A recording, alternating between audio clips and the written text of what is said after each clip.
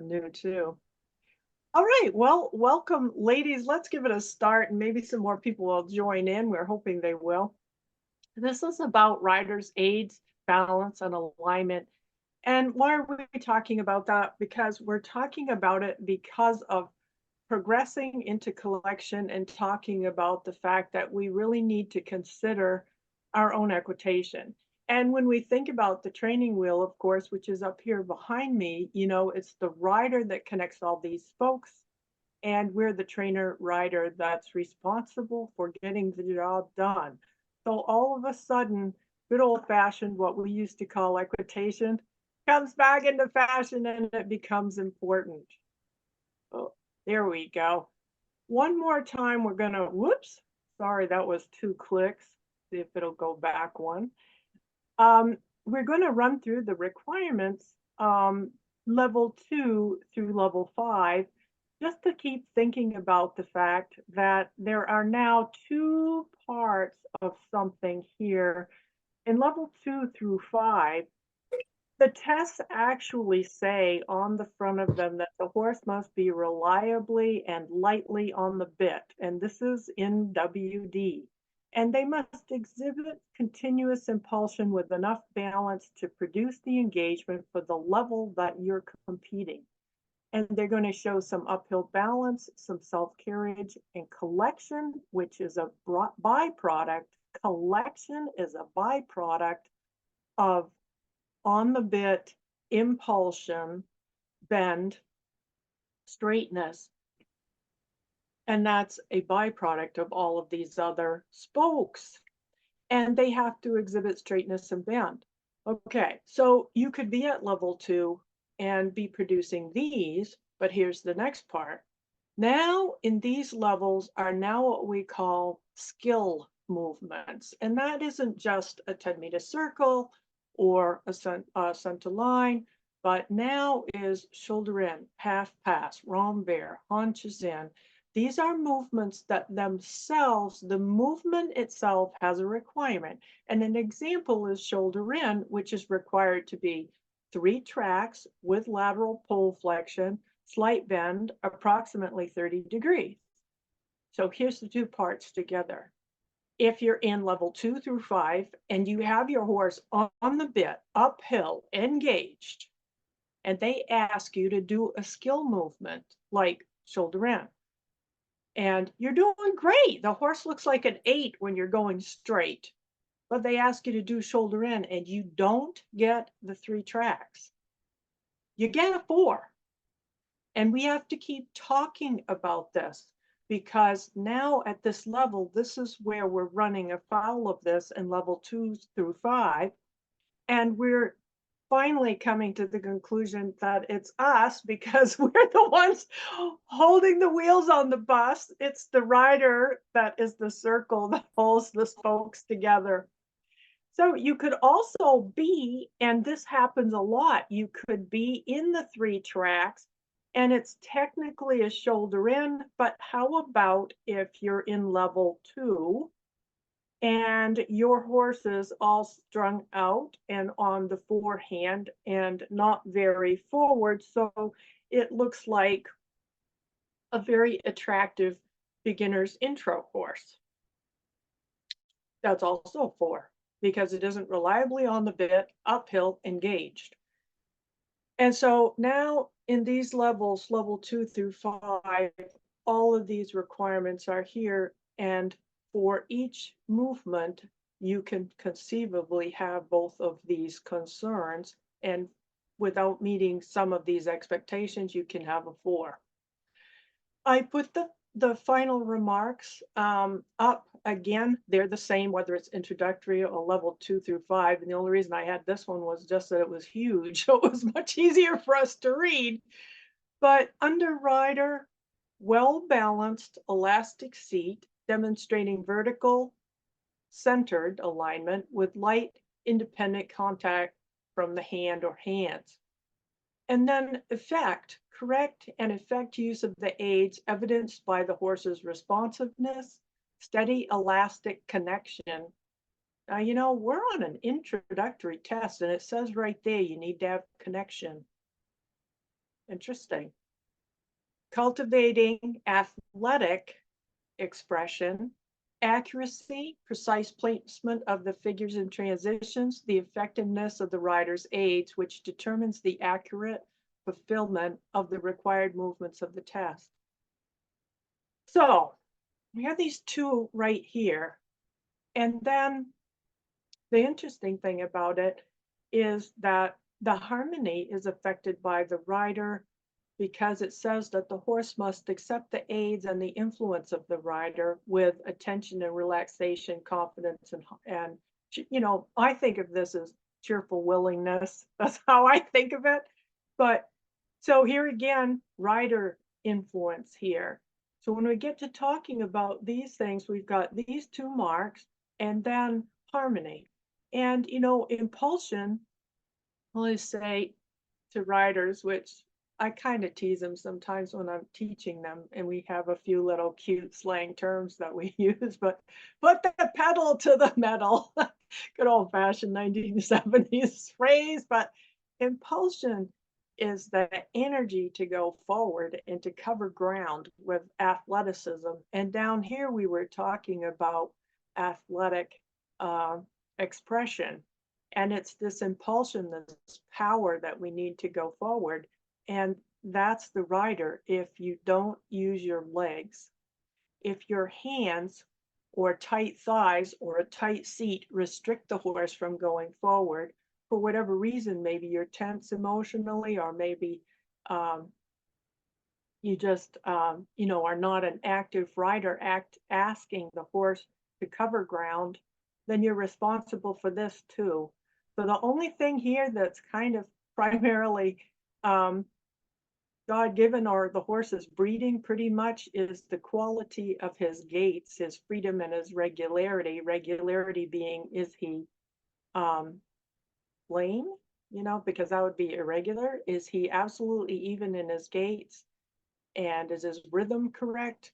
And is he free, which is loose? And that is generally suppleness, which is primarily part of his conformational being. So these are all related to us as riders.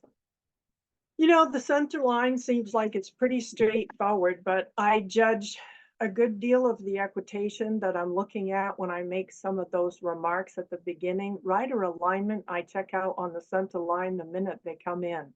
That's when it's most visible to me, and I have less things to judge on the center line. It's not a skill movement like half pass. You're coming straight on to me. So here's the things we're looking at, and these are the problems or the things that we might reward on the center line.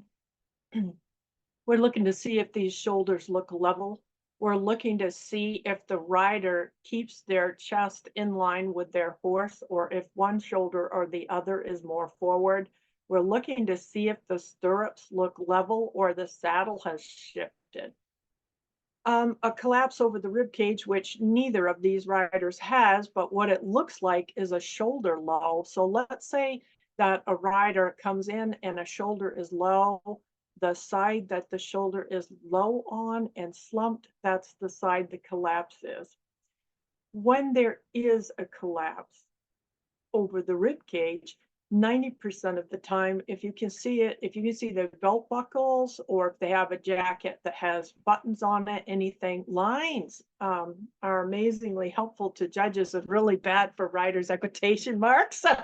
Some of them come in with these really great stripes, and I'm like, man, you have no idea your left shoulder's 2 inches higher than your right, and I can see it like way down 200 feet. I wouldn't have picked out that shirt, but they help you out. They help out judges. So but you're looking to see if their level, particularly their belts, show whether their seat is level or not. And the psoas muscles, which run right down the front of you and attach to the front of you, inside of you, can hike up a seat bone. People that sit down all day long frequently have very, very tight psoas muscles. And you'll see when you sit in a chair or in the car, and you may not be aware of it now, but you're going to think of it tomorrow when you sit down. You sit on one seat bone more than the other. and that one contracts, and one side contracts and the other doesn't, and the side that contracts tends to pull that hip up and forward, and this means that you're not level or straight in the saddle. And you can riders, it affects riders. We're always saying to them, blah blah blah, you're not sitting out down on whichever seat bone. A lot of times it's the left, because most of us are right-handed and sit more on our right seat bone, and the left side contracts and comes forward. One of the things you can often see is hand steering. You can see wide, high, or restricting hands as they come in. The arms aren't triangulated, the hands aren't low enough. So these are all of the things that we begin to see as the riders enter into the ring, and we're hoping we don't.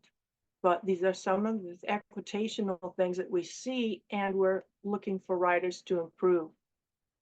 Alignment, rider's position. And now we're beginning to talk about traditional alignment. Any division, dressage, Western, dressage, it doesn't matter. We're talking about centered riding, in any saddle. And it's the same old traditional information that your ear through your shoulder, through the center of your hip, down through. And some equitational people talk about the heel, but you will find in Western dressage and regular dressage, if your line goes through the heel of the back of your boot, that you will have a little bit too much of a chair seat, and you won't have your line quite on the sweet spot of the horse. So this is a little better alignment for the technical work that we have to do in this division. That's not to say that someone whose foot's a little bit more farther forward can't be effective, but when you're looking at that alignment score, this is kind of the alignment we're looking for. We're looking for some bend in the elbow, the upper arm to be somewhat relaxed. It's going to come somewhere from kind of down and kind of forward. What we don't really want to see is arms that are completely forward with no bend in the elbow. You'll find that those riders are exhausted, they're holding their arms up, and that they have a lot of tension in their arms. You're looking for a straight, when the horse is in contact, and when you are riding with two hands, like this rider is, you will see that if the horse comes into connection, you're hoping for a straight line. This horse, we cut the head off, but you can see that there would have been a straight line to the bit to the elbow, and you're kind of looking for that when the horse is in connection in two-handed riding in Western. We need to talk about the spine, about the human spine, and neutral is right here in the middle, which is where we need to be. We need to be sitting on the two seat bones. And amazingly enough, in female riders, you sit on the two seat bones, which are just about that far apart, an inch and a half to an inch apart, and you can feel them when you sit on them, and you can put your hands under your fanny and find them. But amazingly enough, on females, there is an area which is a triangle, which is right here. And the reason it's not in this picture is because it's not a bone. It's your pubic symphysis, which is the birth canal, or the vaginal lips are the outer area of this area. And that is the triangle that a female balances on. And 90% of our people in this division are female. So we're going to talk a little bit about this area that we sit on, the two seat bones, and the very small area in front, the pubic symphysis, makes an area, that's only about this big, about 2.5, 3 inches around, that we're balancing on. And when this happens, we have our alignment, our hips are in neutral, and the spine is in neutral. This has unfortunately happened for centuries right here, the arched spine, because men's upper bodies, they handle themselves a little different. And what happens is that because they have equipment, they balance a little bit further back than we do, roll their equipment out in front of them. And because they have upper body strength that we don't have, and don't have breasts, when you tell a man to sit up, he sits up like this, generally. But female riders, when you tell them, hey, and men have said to us for a long time, stick your headlights out. How many ladies have heard that? So offensive. Sit up, chest up. And this is what happens. We have an arch in the lower back. We cause some compression in our neck cervical area. A lot of women's chins are just barely above level. And you know, this is very interesting. That looks level there, but this is the neutral spine. And you see how this is not level. And if you're level or your chin juts up while you ride, if your riding instructor says, hey, lower your chin, they're trying to get you into neutral spine. I had this by the time I was 20. I was coached by men as a child, and I was told, lean back, sit up, and put your chest out. And this is what happens. So this is not the correct posture for us. Some of us have this problem that we're nervous, or we have a poor spine or lack of upper body strength or core strength. And nervous riders lean forward. And then we have compression here also, and some here. Neither of these two, this one is very, really not very, it doesn't have good stability on the horse is what I'm trying to say. We know that, don't lean forward. Our riding instructors have always told us, don't lean forward. But unfortunately, when we didn't lean forward, we went to this. I had back surgery by the time I was 35 because of this right here. And it takes a long time to get here, but you want your riding instructors and you want to be thinking about neutral spine and to be getting onto this area. And when someone says to you to sit up, I want you to think about opening your clavicle. And I don't want you to lean back. I want you to think about just maybe thinking about just a string pulling up in the center of your hat, because we have to be in neutral spine. Next picture is amazing. That picture that was over on the left is the arched spine.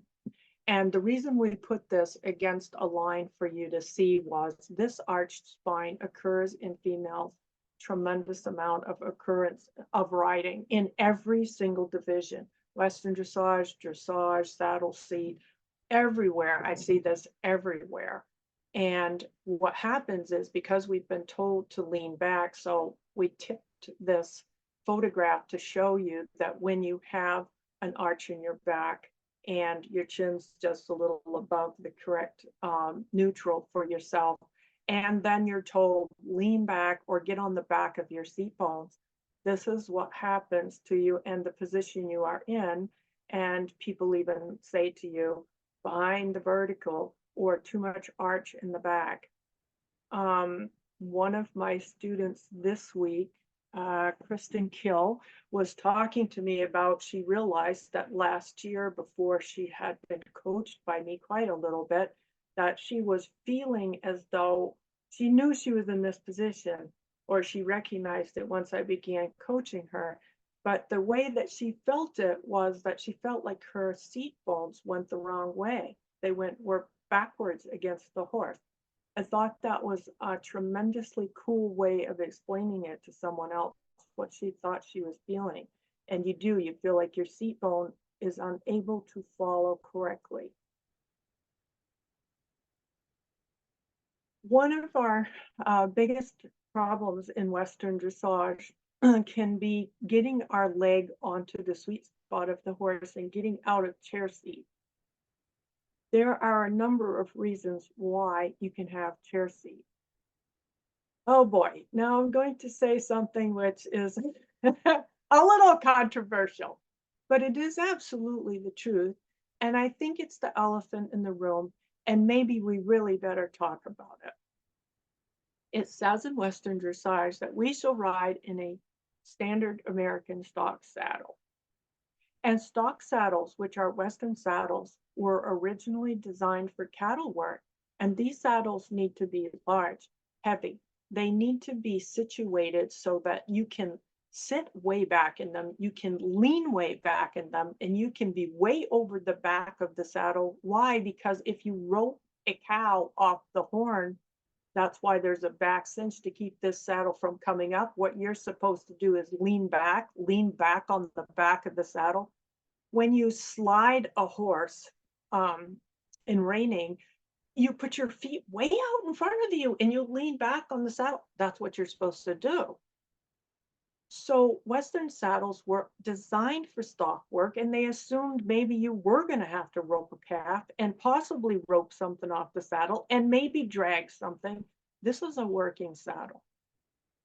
The problem with the working saddle, though, is that because of all of these problems, it does put you into a chair seat. The fenders are set forward because they're thinking you are going to need to lean back. There is a place to girth it in the back. And most of us, if we have any idea we're going to do any stock work at all, of course, you do absolutely positively need your second girth back there. You need that. That keeps the saddle from coming up. So we have to talk about that. Now, there are designers now that are designing saddles that look just perfectly Western. They look just like these saddles, but the fenders are set more down under us. The seat is more centered over the horse's center of motion instead of the rider being towards even further back because of needing to rope or slide. So we do have some manufacturers which are manufacturing absolutely legal Western saddles with the requirements for the work that we're doing. So with that being said, I just wanted to say before I start criticizing riders that the saddles, some of the saddles that they may have been in were not helping them. One of the things we're trying to get to happen is to have the thigh more vertical and the calf straight down so that the riders are more on the sweet spot of the horse. In order to accomplish this while you're riding, you're continuously lifting the thigh off the saddle and you slide the thigh down and back. And then you let the calf hang straight down so that you have more contact just above your ankle bone, which is the lower calf area, is on the sweet spot or the area of the horse's barrel, which stimulates the muscles of the hind leg. One of the things that we see a lot is posting behind the motion of the horse. And some of you may have heard a little bit about this, also known as the double bounce. And that is a symptom of chair seat.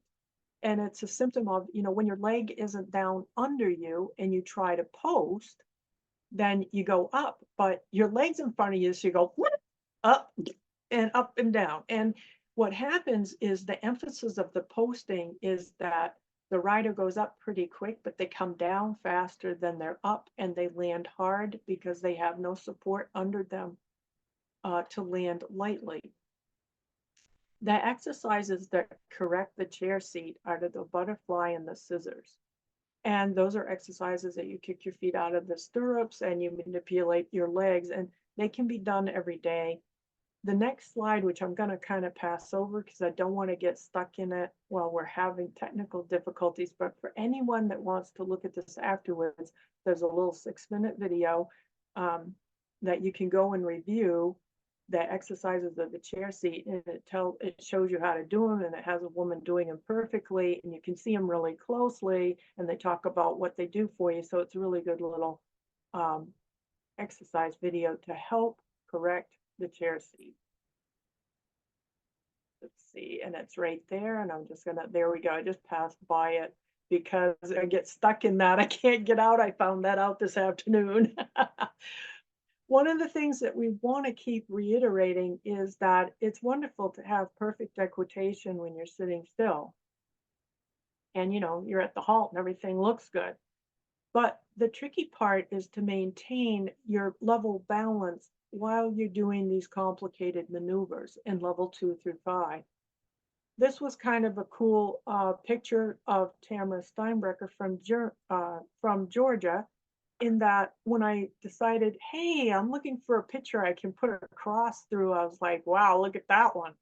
And this horse is in the middle of a pivot. This is timber. He's pretty good at pivoting, as you can see. One of the things that's super cool is you can see that this horse has lateral pole flexion to the left because he's doing a left pivot. And yet his face is absolutely perpendicular to the ground. Neither ear is higher than the other.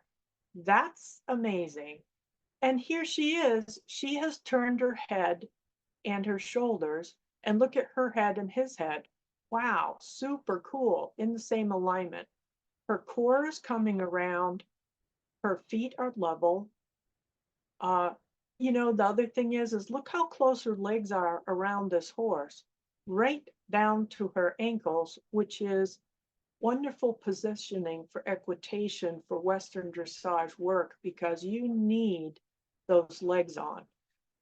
We're not looking for the alignment to be some of the traditional sort of Western equitation stock look that we used to see in open horse showing, where the heels were really jacked down and the lower legs are kind of off the horse, because in some of those equitation classes I used to go in and I used to win, but I looked like a princess up there. I had my feet stuck off the horse. What they wanted us to do was look frozen in position and not move. And so we just posed ourselves up there and we had the horses trained to walk, jog, and lope, reverse, walk, jog, and lope, pull up, back up, and we're done. And woohoo, you get a blue ribbon, big freaking deal. I mean, I wasn't moving and I wasn't doing anything. But that's what equitation classes were like back then. What we're trying to say here is that we want the alignment, we want the contact with the horse, we're looking for the aids. And quite frankly, if you don't have leg contact, this kind of leg contact between level 2 and 5, you will be struggling with the collection, because these are the muscles right down here which gather him up. Those are the muscles which stimulate the abdomen and push up and ask him to keep his hind legs under, but to also keep the thoracic up. If you're not using them, if your legs aren't in contact, what will happen is you're trying to do a maneuver, maybe a shoulder in, maybe a half pass, and the judges are saying lacks impulsion, lacks engagement, lacks uphill, lacks collection, because it's the muscles right down here that are right above her ankle that stimulate that area of the horse, which produces this lift in the thoracic. So that's why we're talking about this so much tonight. We were talking about the chair seat and some of the things that happen while it's going on, and posting behind the motion causes a drag on the impulsion. And you'll see that horses continuously slow down and begin to lose energy throughout. So when you see a rider that's in a chair seat trying to post and they begin to post behind the timing of the horse, it causes a drag. We were just talking about the sweet spot of the horse, and if the lower leg is not on it, you will see that the horse will lack continuous impulsion. When you don't have continuous impulsion, you will not develop engagement or collection, both of which are a byproduct of continuous impulsion. The upper body gets behind the seat. So we were looking at that spine, which I had tilted, and the girl had been told, hey, lean back, chest up. And when the upper body gets behind the seat, and if there is too much curve in your lower back, the seat sits down and drives down onto the saddle, either the back of the saddle, or it drives under and drives the front of the saddle down onto the withers. So you will have a lack of back suppleness and you will have lack of wither coming up. So that's thoracic is not coming up and you don't have uphill, you're going to have the comments on the forehand lacks collection, lacks engagement.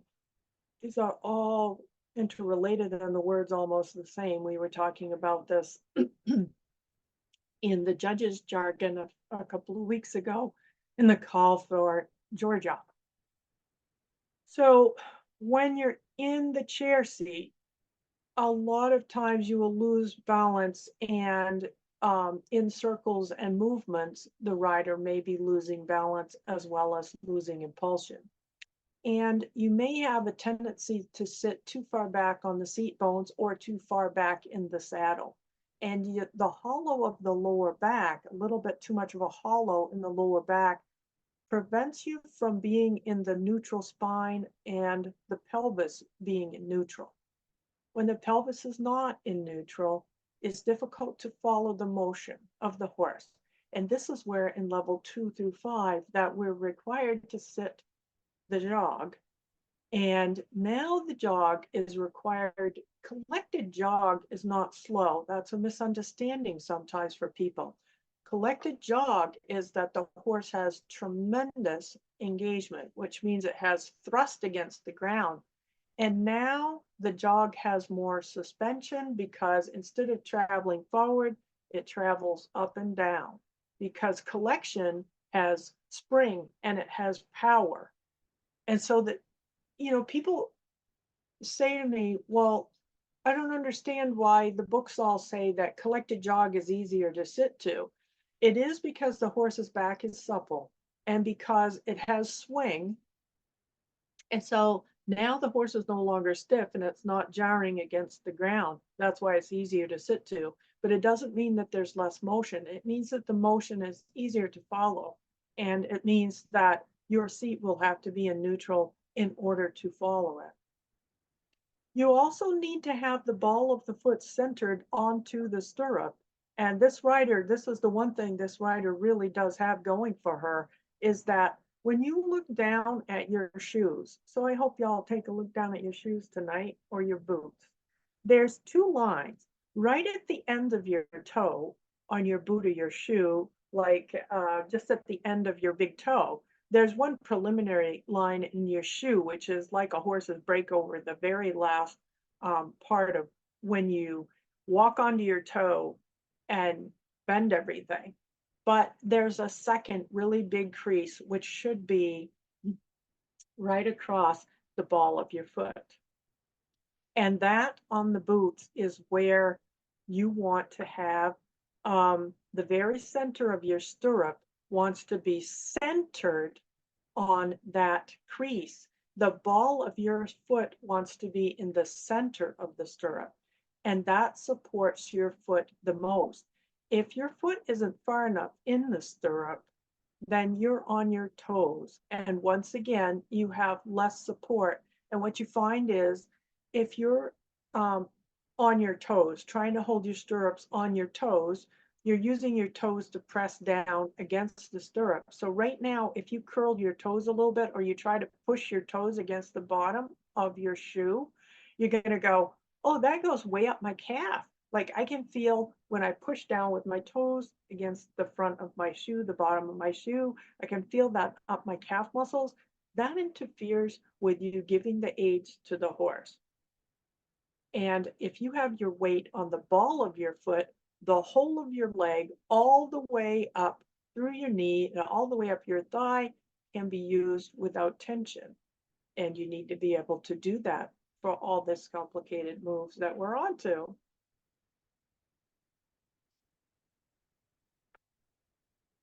Let's see here. So when you have a lack of leg contact, and we were talking about that. Oh, I missed a point on the chair seat, which I just wanted to make this point. Chair seat's a difficult thing for us, and I want to be a little bit sympathetic. And I do want to say there are various things that riders can't fix, and judges have to really look at those two marks at the bottom of the test because there is that alignment thing. which is the first one. The first one's the alignment. So do you have a chair seat? Do you have good alignment? Whatever. And there are some riders which have fantastic alignment and their tests are crummy. And it's the equitation rider that was taught to sit still. They don't do anything. They look perfect on a horse and they're not effective. Then there are riders which look terrible on a horse and they are amazingly effective as riders. And that is why we have two marks, because, you know, being a dressage judge, we judge para rides, and there are lots of people that have really difficult problems with their equitational alignment, and yet they are producing some tremendous rides. So they might get marked down on alignment because they have physical problems they can't do anything about.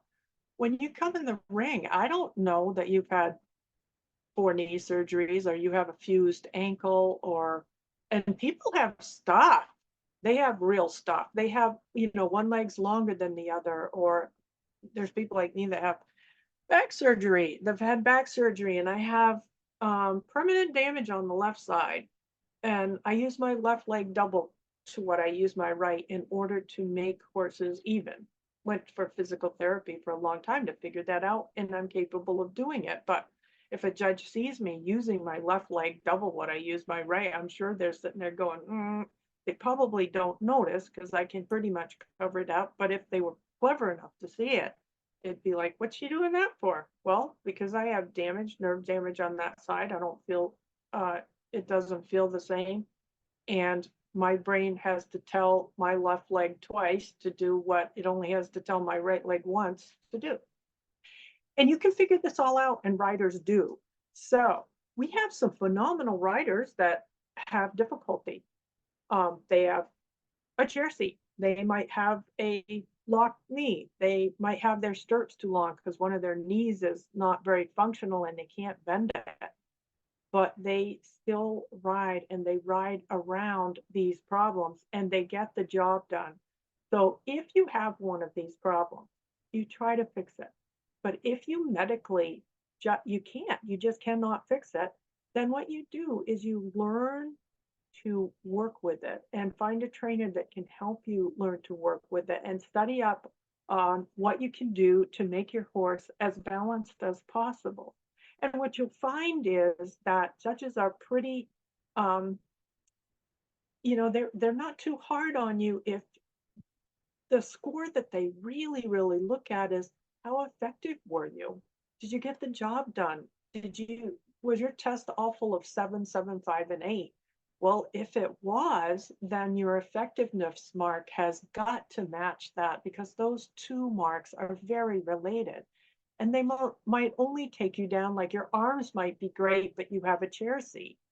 Well, but what if you're a really effective rider, a super effective rider, you have a little bit of a chair seat, but you really are centered left and right, and you're not leaning back and you're not leaning forward and whatever, they might give you a 7 on something like that because you're not terrible at everything. So just because you have one of these things going on, try to work on it. It's not the end of the world, but keep thinking about the problems that are connected with this. And if you can't change what you have going on physically, work on these other problems. Make sure that, yes, I'm in chair seat, but I don't let the horse slow down. I do keep up his impulsion. I am watching to keep him uphill. So do what you can, because you can make a difference, and you don't have to just give up on that. You can work around these things. So lack of leg contact can be a real problem in level 2 through 5 because collection is developed with impulsion. The hind legs have to be active, they have to be thrusting, and the engagement is the compression of the hind legs, making this springy. And although we don't think about Western horses as they don't have to be big warm bloods, and we don't have to have huge movers. We don't. But what they do have to do is that they have to show us that within their conformational abilities, that they're doing the best they can with their confirmation that they're not strung out, they're not on the forehand, that they are staying reliably on the bit, and then that they're showing impulsion, engagement, and developing collection. And lack of leg contact can really affect that. Now, bend becomes important and leg contact is important. And we're not talking about contact like pressing the leg, but the leg laying against the horse's side is passive leg aids. And bend is very reliant on the outside leg at least being touching the horse, laying against the horse, because that is the guarding leg which keeps the haunches from falling out. So as you go around a corner, do you have to press your outside leg? No. But if it is not laying against the horse's side, if the horse is not carrying it, if your outside leg is not against the horse, just laying there reliably, the outside hind leg will fall out as you turn through a tight corner or a small circle. The inside leg is the fulcrum that the horse bends around. And it is a passive leg because if you push on your inside leg while you're going around a circle, you'll do one of two things. You will push the hind legs out with the inside leg. And most people have been told forever when they're trying to get around a small circle, inside leg, push him out. That's actually incorrect. You ride circles in off this guarding leg. And that outside leg is passive. It is a fulcrum that you bend the horse around, and it has to be forward enough. If it is too far back, it will push the haunches out and it will cause stiffening. If it's too far back on the rib cage, it actually causes stiffening. So it has to be relatively close to the girth. And that's why it says inside leg near the girth, because it has to be, when it's on the inside leg and it's on a circle, it has to be close to the girth, because if it's too far back, it causes stiffening in the rib caging, and it causes stiffening and pushing the haunches out. So sometimes incorrect teaching and sometimes lack of leg contact affects bend and straightening. Not having the leg in contact so that you fail to activate the muscles in the sweet spot, which keep the horses active and forward. And the use of the spur is very difficult for us to always to deal with. There are times when we just definitely need assistance from a spur, from a horse that is dull to the leg. However, most of all studies that have been done on spur use are very clear that use of the spur causes tightening of muscles. And when muscles become tight, and we're talking about rigid, that becomes counterproductive. Horses actually don't go forward from that. It's more like they tighten the muscles and lean against you. And it can be momentary, or you can use the spur and you feel it for 2 or 3 strides that you've lost the horse's suppleness.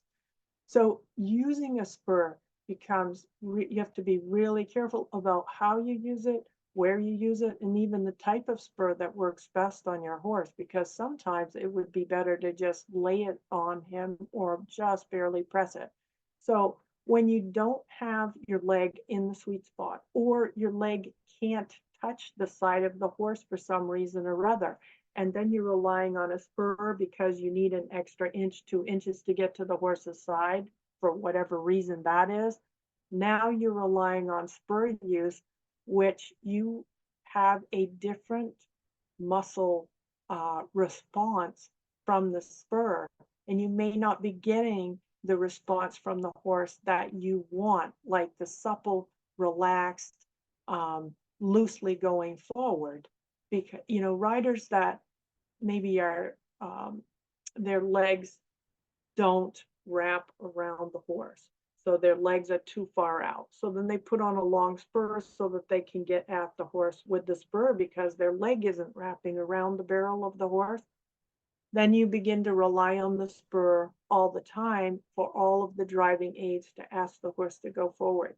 And if every time you use the spur, a lot of riders become frustrated from the spur use because the horse tightens against it. And when they tighten, they slow down, they don't go forward.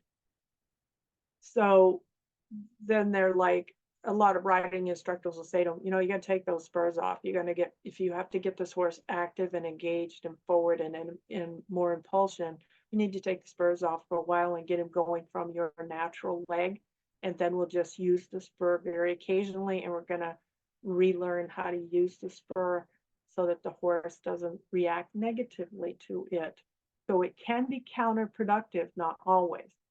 Skilled riders have been trained in correct spur use and know how to use it and select spurs for the appropriate horse, appropriate spurs for the horse.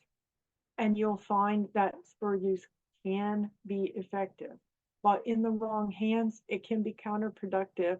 And a lot of times the spurs only put on because you have a lack of leg contact.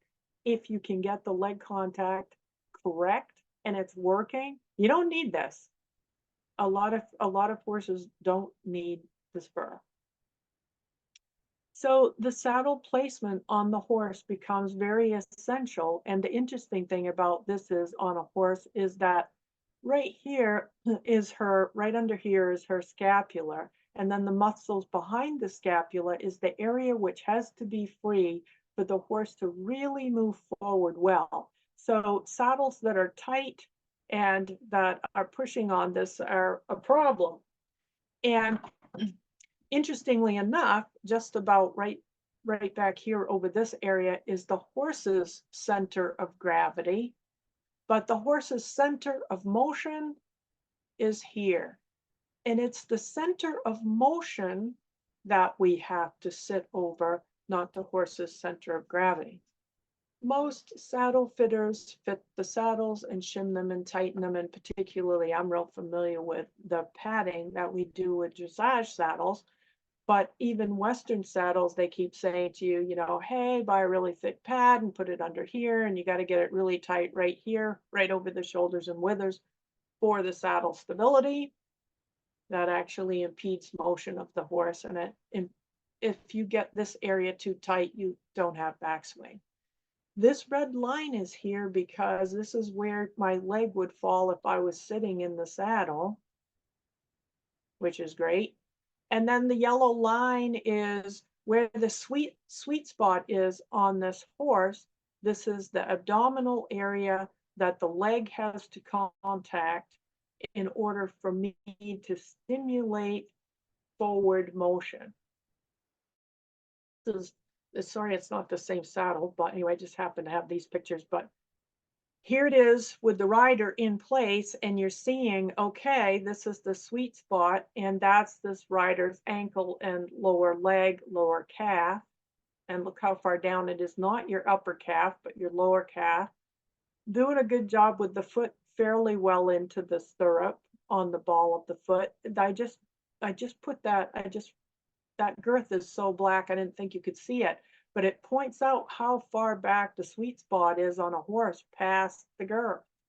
It's 4 to 6 inches from the back side of most people's girth is the area you want to contact. And if you get stuck into a chair seat or you get your legs a little too forward, and so let's say my leg was forward and I was trying to activate the muscles a little more up here, these muscles in this area actually tighten the foreleg and the shoulder area. They tighten that.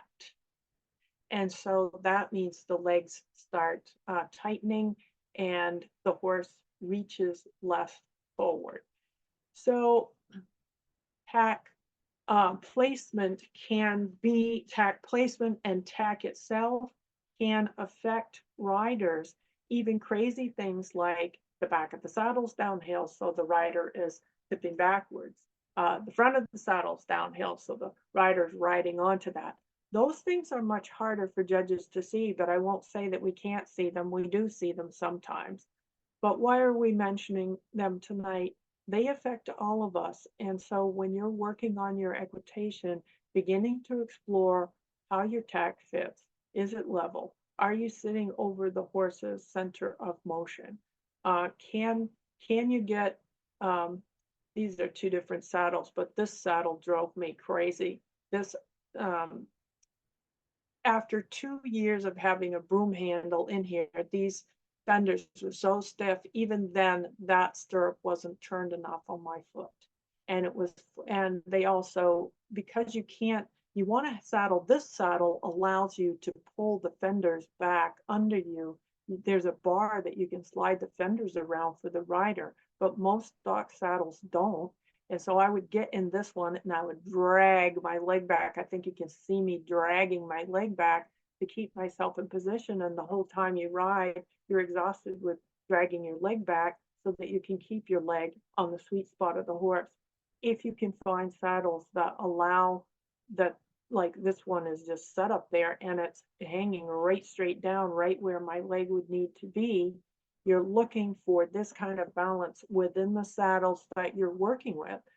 These are the same principles in English saddles or Western saddles if you're trying to do balanced equitational work, i.e., dressage style work. My working equitation students who do that want to have, they're always looking for very balanced saddles that they don't have to fight against dragging their legs back. So it isn't just Western dressage, but it's all divisions that if you need a balanced working seat because you're doing difficult, demanding work where you have to be balanced like this and you're not doing stock work that requires roping or anything like that, strain on the saddle, then you're looking for something that has balance and you're looking for these companies that are producing this kind of thing. Talking about the connection of the hands, and today I'm only going to talk about the two-handed position, but if you are riding in the two-handed position in Western, you need to have triangulated forearms, and those forearms are going to come around the swells and around the horn and get in front of the swell and the horn, and the hands close together and on top of the saddle pads. If your hands are above the horn, then it's clear if your hands are above the horn that you're either pulling up on your bits and or that you're affecting a downhill balance for your horse. It is rare that you can see anyone riding with their hand above the horn and the horse being in any kind of an on the bit position. What this means for us as Western riders is that your armpit will have to be relaxed and open, that you will have to have bend in the elbow, and that the hands are going to have to follow. The body goes through your arms, the elbows relax and go with the horse. Your hands need to be closed into a triangulated fist without pressure. And one of the most effective rein positions, which allows the most correct use of the wrist, is that you put the rein between the ring finger and the pinky. We do see some riders that put it around the pinky, but what we find is that you lose about 30% of the use of your forearm when it goes around your pinky, that this tightens up the hand, and it also causes what we call piano hands, that the knuckles go more up. Although your thumbs should be up, this rider has a good hand position in that there's a very small angulation here, maybe 30 degrees towards each other. And the best descriptions of two-handed riding describe the thumb is up, but it points towards the opposite ear of the other horse. This thumb is pointing towards the left ear of the horse and this thumb towards the right ear. This rider is in a similar position, but her elbows are a little further apart. She was trying so hard to pose herself, but still she got her hands down around the swell. The swells of your saddle and how large they are make quite a bit of difference to your comfort level. So small horns and small swells are helpful to Western dressage riding. The hands held together low and the forearms, these are your forearms, triangulated. And it's primarily the rider who looks down and sees that her arms are triangulated. And I can see that when you ride towards me straight on, but from the side, it's not so clear. The hands are around and together and not far above the saddle pad. with the armpit relaxed and the thumbs pointed generally in a very slight angle. This allows for the most wrist action that when you connect with the horse, that you connect all the way through the arm to the shoulder, and this means that the circle of aids between the rider and the horse can be completed. If a rider opens their hands and rides only with their fingers, then the connection to the rider stops at the hand. When the fingers open, there is no elasticity to the elbow or here, and throughness does not occur. Here we have a rider who was struggling to begin to get her horse on the bit and was working on her own balance. And you see she gets a little out of the triangulation. And her hands are very close at this moment to the top of her saddle horn. This hand got really high. So the rest of her position is not too bad. She's in neutral spine, which I like. Her alignment is pretty good, and her body itself looks relaxed, although I'm thinking maybe there's a lot of concentration there. That jaw looks a little tight maybe, but I think she was getting him on the bit, which is a good job. She's got him super active. He was forward and he is round. So what we're going to say to this rider is, if you could have gotten this done with your hands closer together and closer to here, that he would probably be more relaxed through the neck, because he is just at this moment. In one more second, if her arms didn't become more elastic, he could possibly go ever so slightly behind the bit. And that's only because I think she was struggling with her position. And when you get your hands this high, it's very hard. You see, there's not much bend in the elbow to keep this elasticity.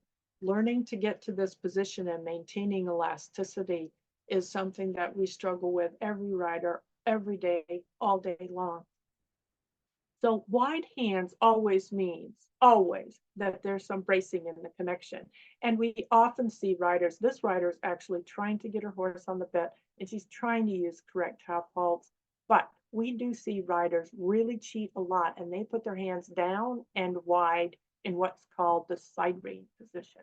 And we see this a lot in Western dressage because riders come in from other divisions and they know that they should figure out how to get their horse's head set, but they don't always have a lot of information in traditional correct half halting. And so they just set their hands down like side reins and try to push their horses up into it. And they've seen this in a lot of other divisions. We're looking to correct this, and we're expecting judges to comment on wide, low, braced, set hands, because in the long run, it puts horses onto the shoulders and it braces their top lines. It pulls a horse onto their shoulders when the neck is pulled in. And so we have to watch this.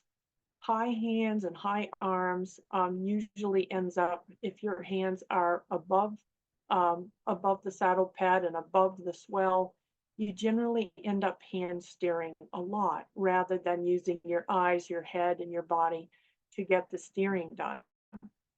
In level 2 through 5, you are so busy with your complicated movements and maneuvers like shoulder in, half pass, that if you are hand steering, then you won't be able to get the bend for the shoulder in because you're using your hands to steer. And for these lateral movements, you should be steering by your head, your looking, and your weight.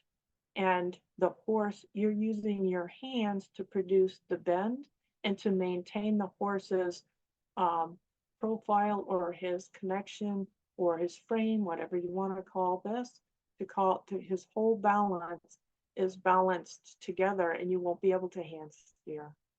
So a lack of elasticity through the arm and the elbow is often seen in high hands, and that affects bending, and it affects collection, throughness, and engagement.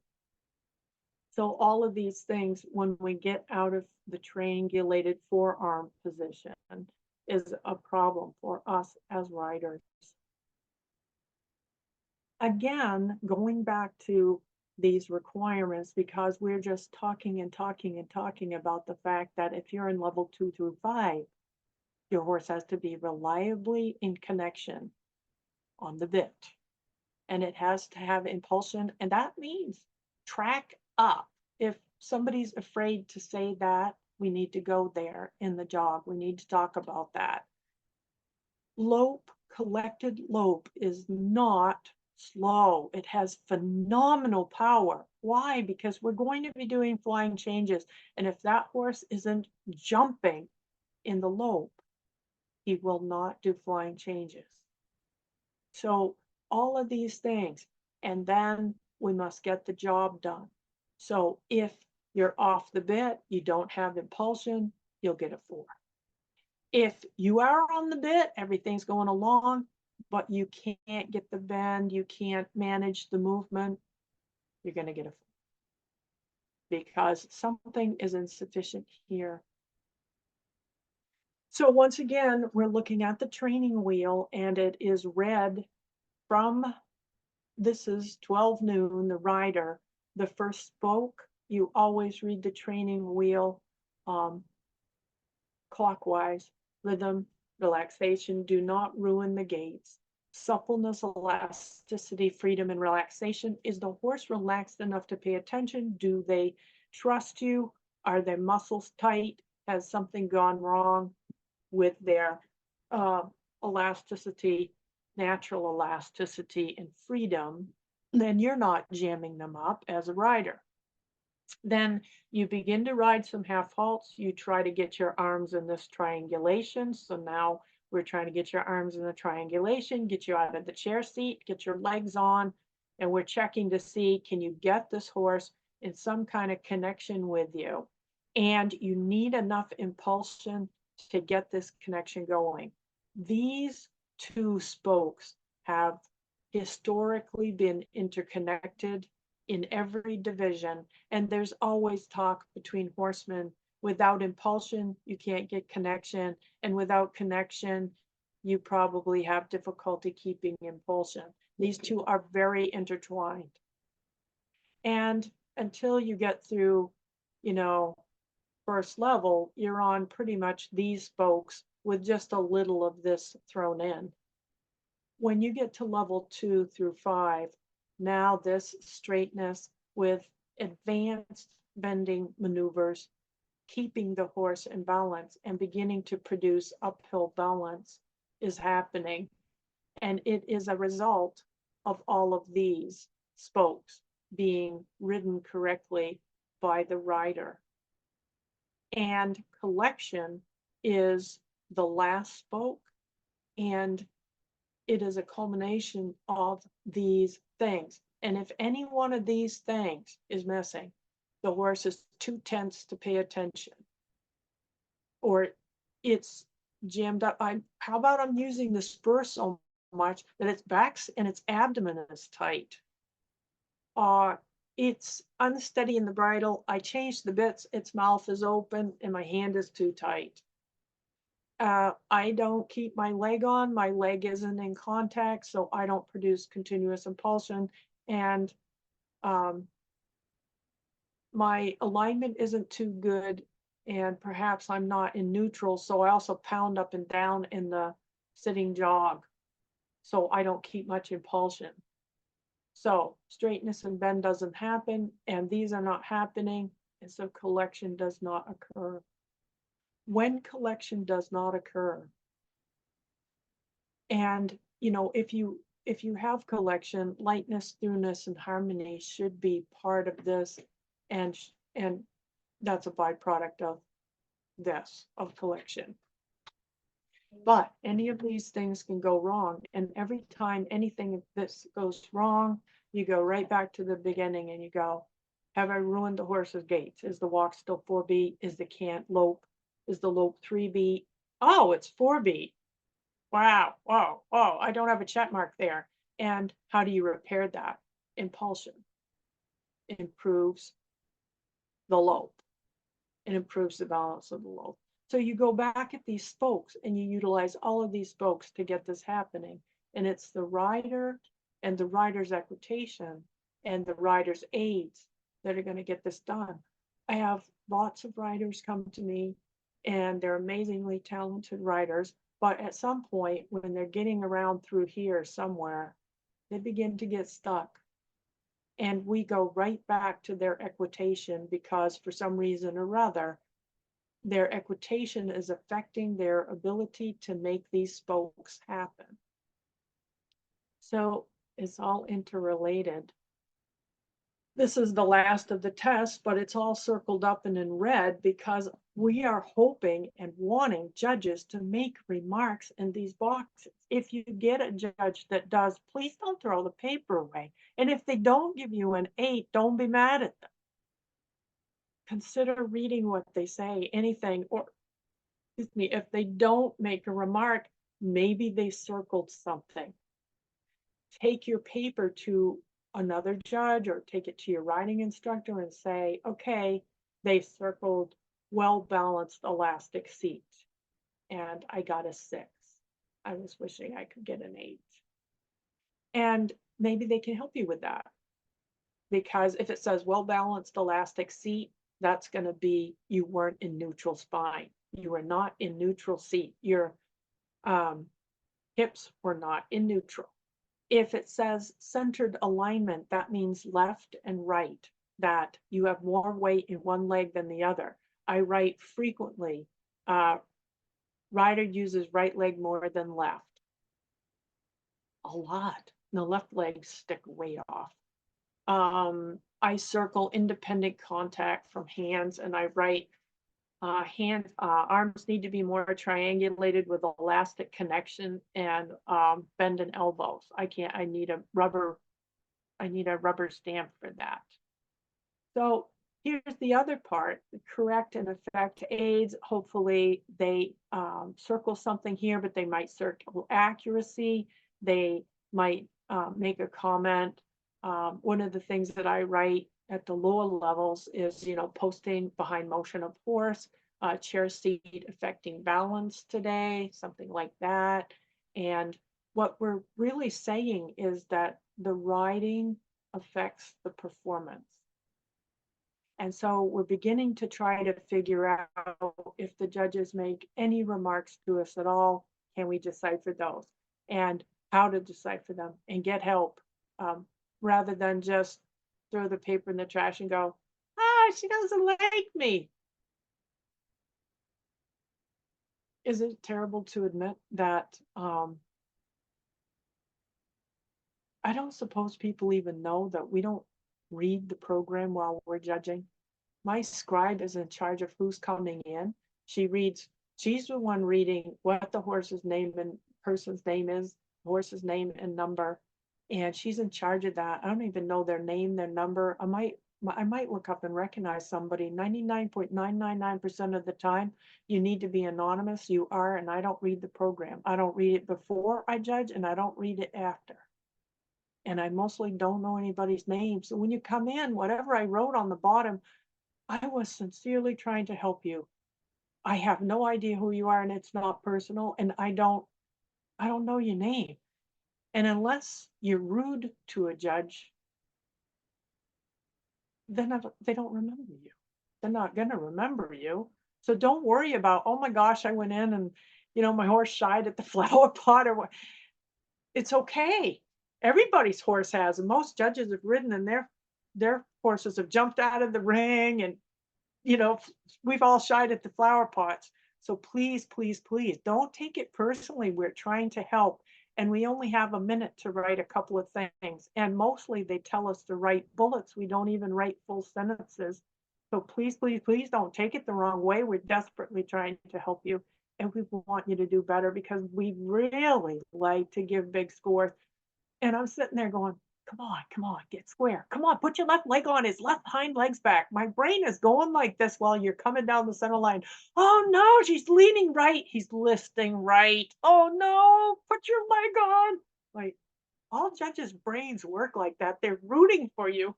They want to give a big score. Please give them something good. They'll give you a big score. It's not, they want to. Teaching equitation and balanced riding consistent aids is necessary for successful Western dressage work. And we have to keep talking about this amongst ourselves and reminding ourselves that equitation has not gone out of style. That maybe we do need some lunge lessons, even if we are Western. Maybe you do need to drop your stirrups. Do assign people exercises on and off the horse. Equitation is important because it affects us. And not only that, but no matter how good we are, I was talking to a colleague the other day and she and I were saying, hey, we ride at high levels, but we're not spring chickens. We actually have to do exercises every day. As we age, we have to do more exercises every day to keep ourselves supple and fit enough to ride as we age. We need to not get stiff. We're trying to do, you know, yoga and Tai Chi and whatever we need to do to keep ourselves going. And if you're old or you're young and you want to improve at this, think about some other suppling exercises, think about your balance, think about some cross training, you know, study up what you need to do personally to keep yourself fit enough so that your equitation does not slide on you, because you want to have balanced aids and live long and healthy lives, just like we want our horse partners to live healthy lives. So, do we have any questions? How did this work? Any comments, Dana, Mary? No comments tonight so far. In the chat box. Well, I know it's a busy night for everyone. I'm hoping that we covered some things that I know you all know all of this, but a reminder about all of these things, because we don't have enough time in this busy, busy world to talk a lot about rider balance and equitation, and to keep reiterating how important it is to us. So I hope you found this helpful. And next time, it's all about biomechanics and the basics for the horse. So now we're going to talk about the horse's biomechanics, the basics of biomechanics of the horse and of the work progressing through the collection. So until next time, thank you all very much, and we'll talk to you next time. Take care. Thanks, Ida. Bye. Bye.